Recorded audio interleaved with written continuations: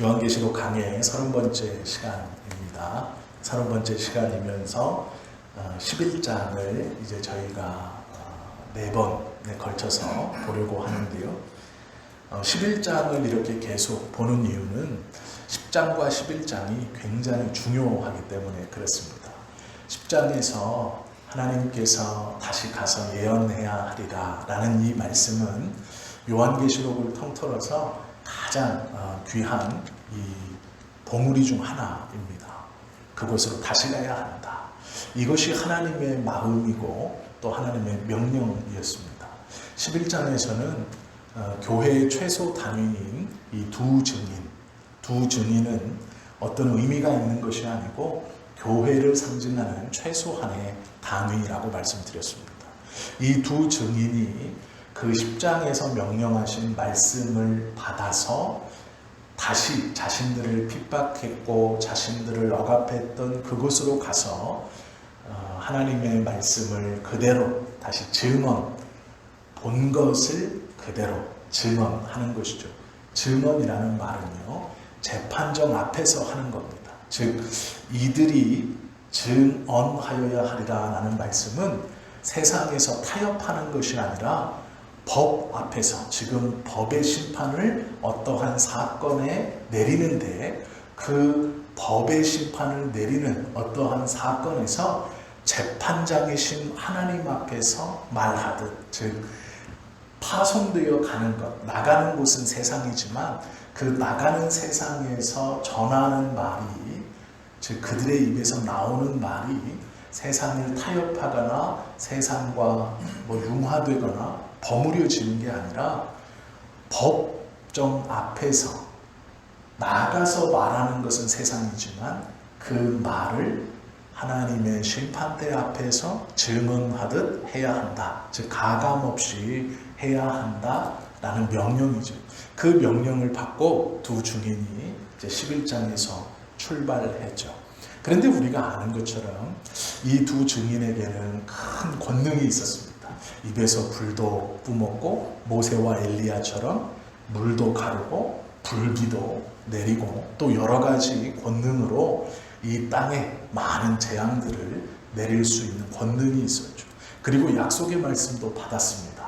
누구든지 이 두 증인을 해하려고 하면 그들은 이 두 증인의 입에서 나오는 그 불로 말미암아 죽을 것이다. 이런 약속도 받았죠.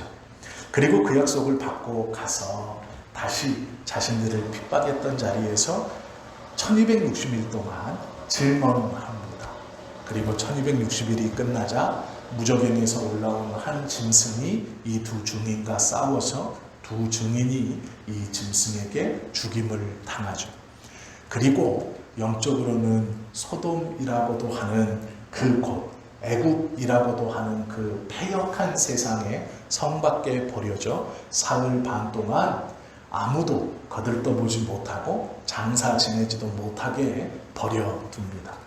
그리고 사흘 반이 지나자 하나님의 영이 그들의 죽은 몸 가운데 임하셔서 그들이 다시 살아나 두 발로 그 소돔이라고도 하고 애굽이라고도 하는 그 성 앞에 두 발로 다시 서니 사람들이 놀라고, 그리고 두 발로 서 있는 것뿐 아니라 하나님이 다시 살아나 두 발로 서 있는 이 두 증인을 하나님의 나라로 올리시니 그 놀라운 광경에 성이 무너져 7천여 명이 깔려 죽고 남은 자들이 두려워하며 하늘의 하나님을 찬양했다. 이것이 이 10장과 11장의 이야기의 요약입니다.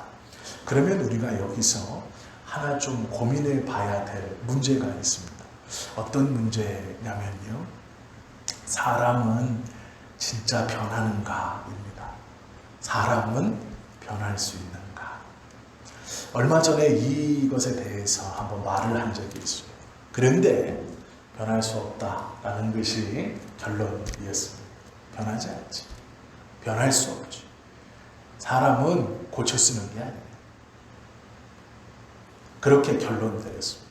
그런데 목사인 저에게 사람이 변할 수 없는가, 변할 수 있는가는 굉장히 중요한 문제입니다. 왜 변할 수 없는가? 성경에 보면 한번 말씀을 나누었지만 사무엘의 아들들을 가리키면서 불량자다 이렇게 기록해 놓고 있습니다. 불량배다. 사무엘은 성경에 흠이 기록되어져 있지 않은 몇 사람 중 한 명입니다. 하나님 앞에 언제나 헌신했고 성결한 삶을 살았고 하나님의 말씀을 의심한 적도 없고 어긴 적도 없습니다. 꼼수를 쓴 적도 없어요. 그가 어머니 한나의 손을 떠나 성전에 맡겨져 자라는 그 어린 시절 약 6살, 7살 젖을 떼고 밥을 먹고 자기 스스로 걷고 말을 알아듣고 대답할 수 있는 인지가 분별되는 6, 7살에 성전에 맡겨져서 엘리의 제사장의 수종을 들면서 살았던 그 초기 6살, 7살의 삶에서부터 하나님의 말씀으로 선지자가 되어서 제사장 겸 선지자의 역할을 감당하면서 사울을 왕으로 세우고 다윗을 왕으로 세우고 그 모든 삶을 돌아볼 때 사무엘은 성경에 흠이 기록되어 있지 않은 사람입니다. 하나님 앞에 항상 충성했죠. 그런데 놀랍게도 그의 아들들은 불량배라고 성경에 기록되어 있습니다. 이 불량배가 바뀔 수 있을까?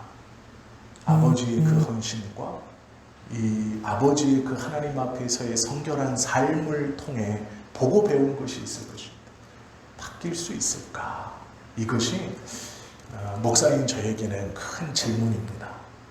바뀔 수 있을까? 사람은 어떻게 생각하시는지 모르겠습니다. 사람이 바뀐다라는 기준을 우리는 두 가지로 볼 수 있어야 합니다. 첫 번째는 사람에 집중했을 때입니다. 사람에 집중했을 때는 바뀔 수 없습니다.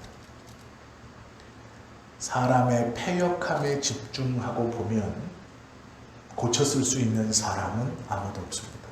무슨 얘기냐면 우리가 만났던 대부분의 사람들이 바뀌지 않고 바뀔 수 없다라는 것입니다.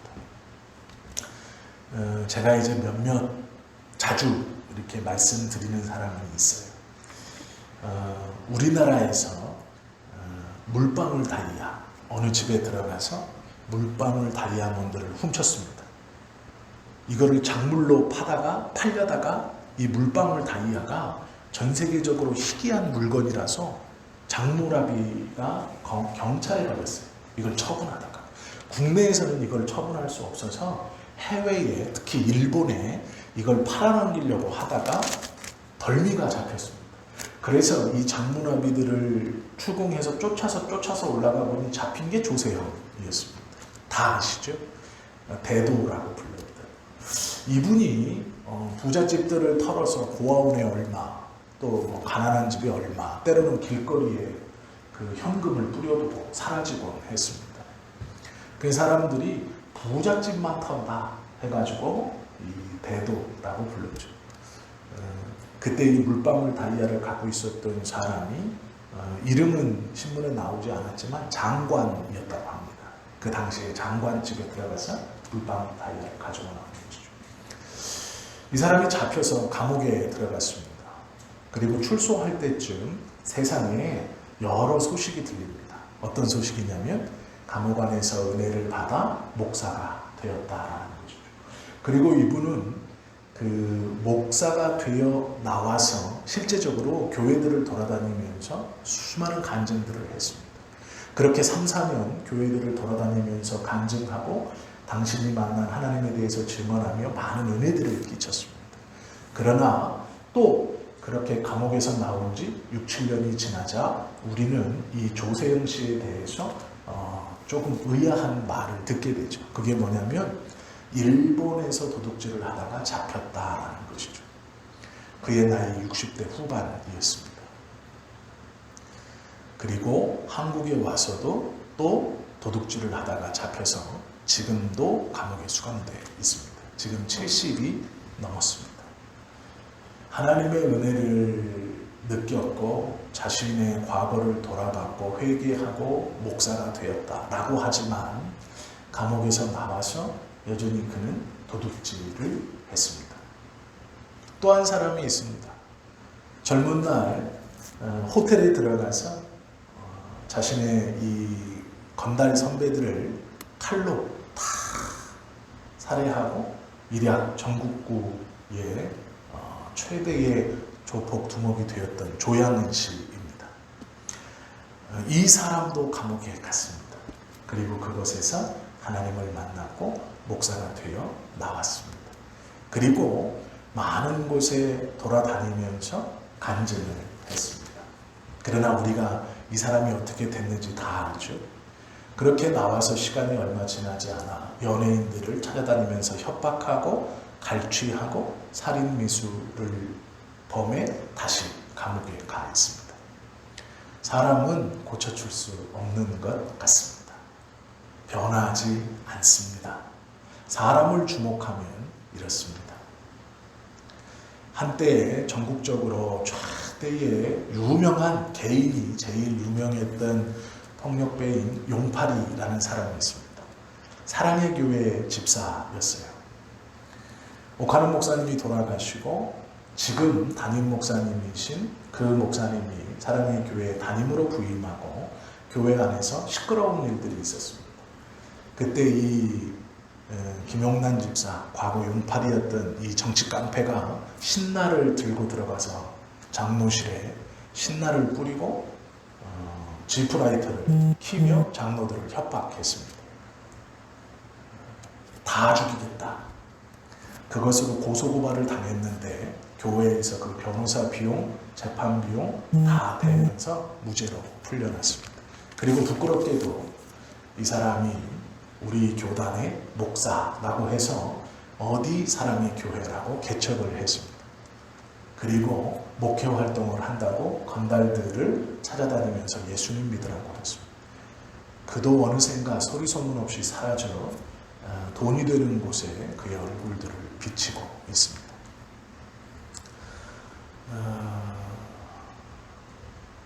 유명한 개그맨이었던 서세원 씨도 있습니다.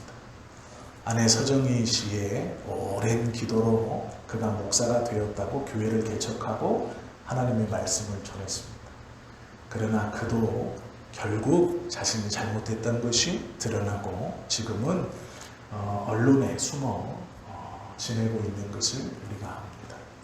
사람은 바뀔 수 없다라는 것이죠. 사람을 바라보면 사람은 바뀔 수 없습니다. 그럼 사람은 바뀌지 않는가? 사람의 패역함을 보면 사람은 절대 바꿀 수 없습니다. 이것을 보면 낙심이 되죠. 저에게 이 문제는 굉장히 중요한 문제입니다. 성도님들도 이 문제를 중요하게 생각하셔야 됩니다. 사람은 바뀔 수 없는가에 대한 문제입니다. 사람을 보면 사람은 바뀔 수 없습니다. 그런데 성경의 기준을 보면 사람이 바뀐다는 이야기를 하고 있습니다. 특별히 요한계시록 오늘 우리가 읽었던 11장 13절에 보면 이런 말씀이 있습니다. 그때에 큰 지진이 나서 성 10분의 1이 무너지고 지진에 죽은 사람이 7천이라. 이 뒤에 말씀입니다. 그 남은 자들이 두려워하여 영광을 하늘의 하나님께 돌리더라. 이것이 변한 것입니다. 두 증인이 죽었습니다. 자신들을 괴롭게 하던 두 증인입니다. 그래서 그것이 얼마나 기분이 좋았는지 서로 선물을 왔다 갔다 하면서 기뻐했던 자들입니다. 그런데 이 두 증인이 살아나 두 발로 서고 하늘로 올라가는 것을 보고 그들이 두려워하여 하늘의 하나님께 영광을 돌렸다. 이것은 변화입니다. 소수이지만 변화된 것입니다.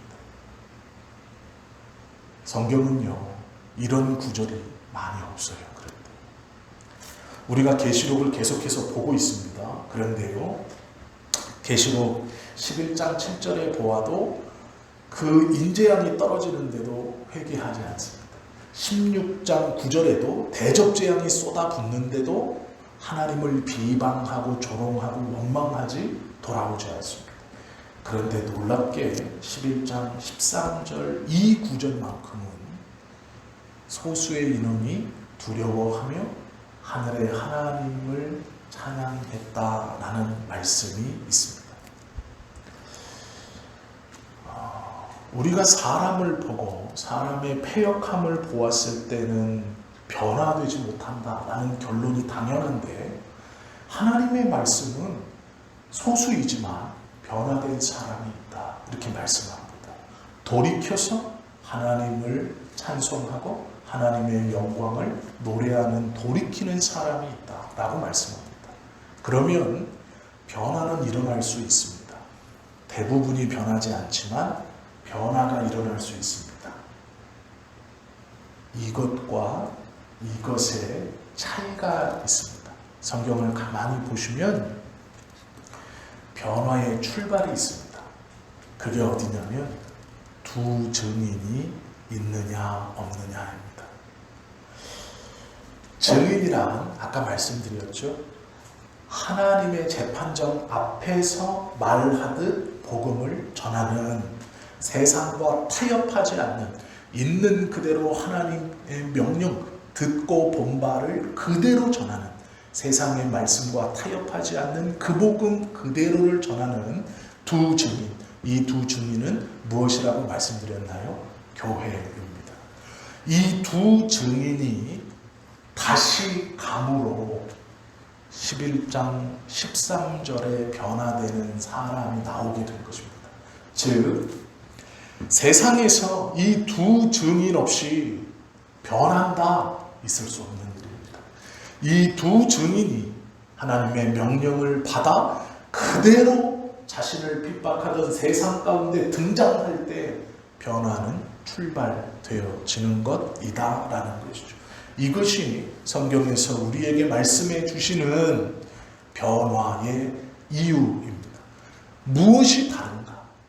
세상에 고쳐줄 수 없는 사람들과 고쳐 하나님 앞에 돌아오는 사람들의 차이. 두 증인이 이들을 향해, 이들이 사는 세상을 향해, 증인이 그냥 가는 사람이 아니고요, 그대로 하나님의 말씀을 가감없이 타협하지 않고 전하는 올곧은 두 증인이 이들을 향해 출발했느냐 하지 않았느냐, 이들에게 있느냐 없느냐로 변화되느냐 변화되지 못하느냐를 판가름할 수 있다는 것이죠. 이 두 증인은 교회입니다. 그러면 우리가 이 증인의 역할을 감당하면 변화되는 것이고, 우리가 이 두 증인의 역할을 감당하지 못하면 변화되지 못하는 겁니다. 사람은 고쳤을 수 없어요. 그 말을 하는 우리가 그에게 두 증인이 되지 못하기 때문에 고쳤을 수 없는 사람이라고 말한다라는 것이죠. 이것이 오늘 본문의 말씀입니다. 이 두 증인은 어떠한 증인이냐, 이게 참 중요합니다. 증인, 본대로 들은 대로 타협하지 않고, 지금 상황이 이러니까 그대로 전하면 안 되고 이걸 비틀어서 이걸 틀어서 요만큼만 전하고 요렇게 하고, 아니고 그대로 두 증인이기 때문에 들은 대로 본 대로 하나님의 심판대 앞에서 내가 들은 대로 본 대로 그대로 나를 핍박하던 그 자리 그에게 다시 가서 하나님의 말씀을 가감없이 그대로 전하는 이 두 증인, 이 두 증인은 어떤 사람이냐? 권세가 있고 능력이 있는 증인들입니다. 그러나 이 두 증인은 어떠한 삶을 사느냐? 꼬꾸라지고 넘어지고 고개 숙이고 죽는 삶을 사는 것이 두 증인입니다. 말은 정확하게 하고 능력과 권세를 가지고 있지만 그것을 가지고 사람들을 꼬꾸러뜨리고 굴복시키고 내가 결국에는 일어나 승리하는 것이 증인이 아니고, 그들에게 넘어지고 숙이고 자빠지고 그들에게 죽임을 당하는 것이 이 두 증인의 삶의 모습입니다. 갚을 수 없어서가, 되받아칠 수 없어서가 아니고 그것이 증인의 삶입니다. 말씀을 그대로 전하지만 그들의 삶은 넘어지고 숙이고 엎어지는 삶입니다. 이렇게 무적행에 올라온 짐승에게 넘어지고 엎어져 죽었을 때 성경은요, 예수님을 언급하며 십자가 예수님이 죽었던 그 자리다 이렇게 말해요. 무슨 얘기예요? 예수님이 죽은 것처럼 이 두 증인도 죽었다. 나는 그 예수님이 살아가는 그 모습 그대로 이 두 증인도 살았다. 그러나 그 마음속에 비굴함으로 죽은 게 아니에요. 능력이 있고 당당함이 있고 하나님께서 주신 권세를 가지고 있지만 그것을 사람을 죽이고 누르는 일에 사용하지 않고 두고 봐라 하는 분에 쓰지 않고 그대로 예수님처럼 언제나 문을 활짝 열어놓고 하나님께 간구하신, 마지막까지 간구하신 예수님처럼 이 두 증인이 죽었을 때 성경은요, 예수님의 십자가가 그곳에 있던 곳이다 라고 말해요. 그 길을 똑같이 걸어간다라는 것이죠. 이것이 변화된다라는 요건입니다. 이것이 있으면 변화될 수 있어요. 이것이 없으면 변화될 수 없습니다. 고쳤을 수 없어 라는 것은 내가 말하는 그에게 두 증인이 되지 못했기 때문이에요. 그 사람이 나쁜 것은 맞습니다. 그러나 내가 두 증인으로 서 있지 못하기 때문이에요. 그렇기 때문에 그가 고쳐 쓰임받지 못하는 것입니다. 이것이 11장의 말씀입니다. 우리가 하나님의 복음을 받고 말씀을 믿고 내가 믿음으로 살아갑니다 했을 때 성경에서 나에게 원하시는 삶의 모습이 무엇인가를 깊이 묵상해 볼 수 있어야 합니다. 그러면 두 증인은 이렇게 살아야 돼요. 변화될 때 두 가지 또 다른 것이 우리가 꼭 알아야 되는 게 있습니다. 그것이 무엇이냐면 하나님이 두 증인을 세우고 누군가는 그 하나님의 명령을 받아 두 증인의 삶을 살아 복음을 증거하고 예수님이 돌아가시고 예수님이 핍박 가운데 아무 소리 하지 않고 그것을 당하시고 그대로 하나님 앞에 계속해서 이들의 용서를 구했듯 그렇게 살아가는 것이죠. 누군가 가슴앓이를 해야 변한다는 겁니다. 누군가 아픔의 현실 속으로 들어가야 변한다는 겁니다. 나는 아프지 않고 나는 가슴앓이 않고 하나님 저가 어느 날 확 변하게 해주세요. 아니에요. 고쳤을 수 없어요. 왜요? 두 증인이 없는데 어떻게 저 사람이 변하겠어요? 어떻게 이 환경이 변하겠어요? 어떻게 우리 가정이 변하고 내 주변에 나를 둘러싼 것들이 어떻게 변하겠어요? 나는 가만히 있고 하나님 어느 순간 변하게 해주세요. 뭘 변하겠어요? 뭘로? 내가 두 증인으로 서지 못했는데 평생 그냥 남이 변하고 하나님이 어떻게 역사해주고 벌써 하나님은 이 변화를 위해서 우리에게 두 증인 네가 다시 가서 예언하여야 하리라 라고 말씀하셨습니다.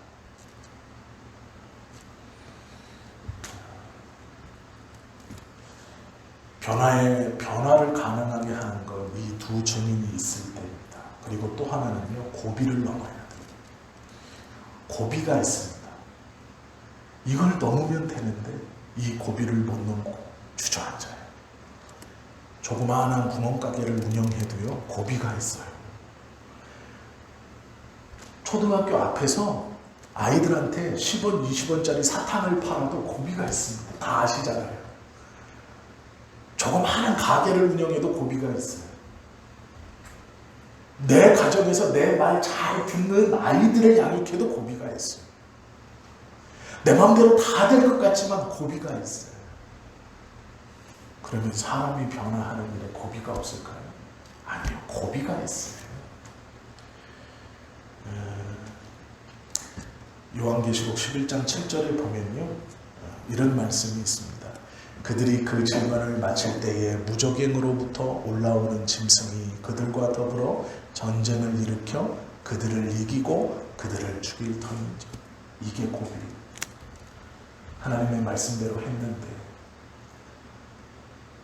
내가 죽고 하나님의 말씀대로 했는데 내가 억울하고 내가 피해보고 내가 손해보고 하나님의 말씀대로 했는데 나는 그렇게 하려고 몸부림치며 사는데 자꾸 내가 넘어지고 나는 힘이 없고 이길 수 있을 거라고 분명히 나에게 말씀하시고 가서 해라라고 하셔서 그 말씀에 순종해서 내가 다시 용기를 냈는데 또다시 넘어지고 또다시 상처받고 또다시 손해볼 때 이게 고비입니다.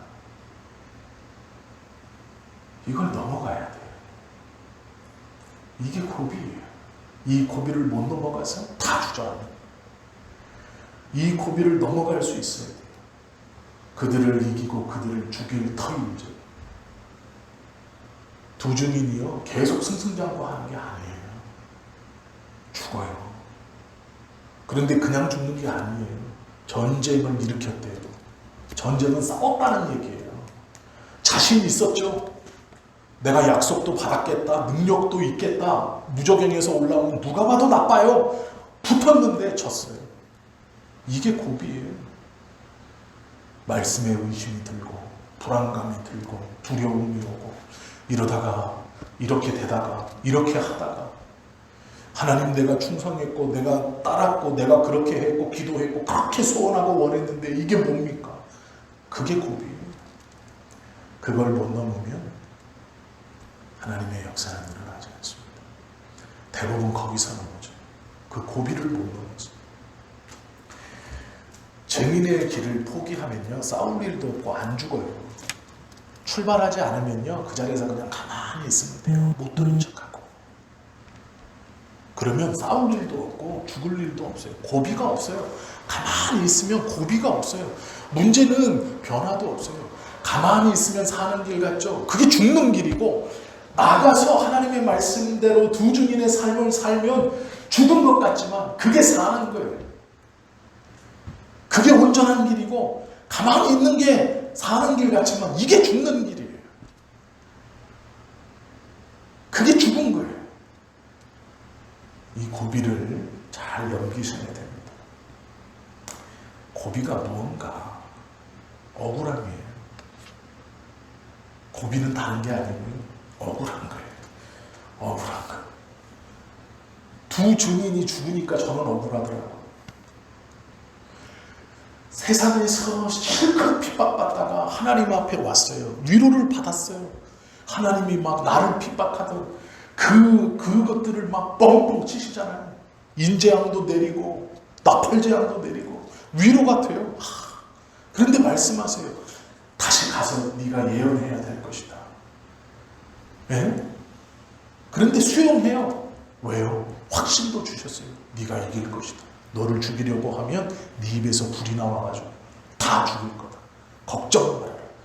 너는 모세와 엘리야처럼 권세. 옛날하고는 다르죠. 옛날엔 나 혼자 당하는 것 같고 내가 세상에서 악소리 한 번 못하고 힘 한 번 못 써보고 당했어요. 그렇게 핍박받고 고통받고 아픔을 안고 하나님 앞에 와서 위로받고 이제 충전해서 능력 갖고 나갔는데 또 져요. 말씀까지 받았는데 또 져요. 억울하죠. 주님의 교회는 항상 져요. 두 증인의 삶은 항상 손해봐요. 억울하죠.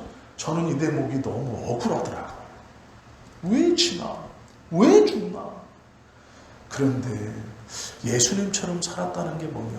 이 고비가 뭘까? 다른 게 아니고 억울함이에요. 억울함. 왜 나만? 왜 나만? 왜 내 삶만? 왜 나만? 저는 이게 이렇게 억울하더라고요. 이 억울함이요. 억울함이 아니다라고 말씀하시는 게 하나님의 음성이에요. 우리의 감정으로 이건 억울한 거예요. 두 증인이 이겨야죠. 약속도 받았고 말씀도 받았는데 그게 4절 5절인데 세상에 시간도 얼마 안 지나서 6절에서 죽어요. 7절에서 죽어요. 5절부터 죽어요. 아니 좀 어떻게 이렇게 좀 그래도 좀 기라도 한번 펴보고 큰 소리도 좀 한번 쳐보고. 이 고비는 억울함이에요. 두 증인이 죽어요. 얼마나 억울해요. 똑같습니다. 우리의 고비가 다른 게 아니에요. 억울함이에요. 왜 내가 희생해야 되는가? 왜 내가 참아야 되는가? 왜 내가 이를 악물고 견뎌야 하는가? 억울한 거죠. 이때 두 가지 중에 하나, 주님이 나를 위해서 주신 것을 생각하며 이 억울함은 억울한 게 아닌 거예요.